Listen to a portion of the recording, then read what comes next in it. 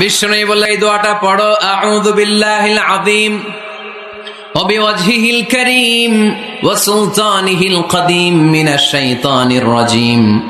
এই চারটা শব্দ দিয়ে এই দোয়াটা যে পড়বে, এই দোয়াটা পড়ার সাথে সাথে শয়তান চিৎকার মারে আর ঘোষণা দেয়, আজকের দিনের জন্য আমার ওয়াসওয়াসা থেকে তুই মুক্ত হয়ে গেলি। তবে তাদের জন্য একটা সুসংবাদ, সেটা হলো আল্লাহ পাক তার এই সমস্ত গুনাহ মাফ করে দিবেন যদি মৃত্যুর আগে খালি একবার বলতে পারে, আস্তাগফিরুল্লাহ আল্লাযী লা ইলাহা ইল্লা হুয়াল হাইয়ুল কাইয়্যুম ওয়া আতুবু ইলাইহি। আল্লাহ পাক সমস্ত গুনাহ মাফ করার জন্য প্রস্তুত আছেন।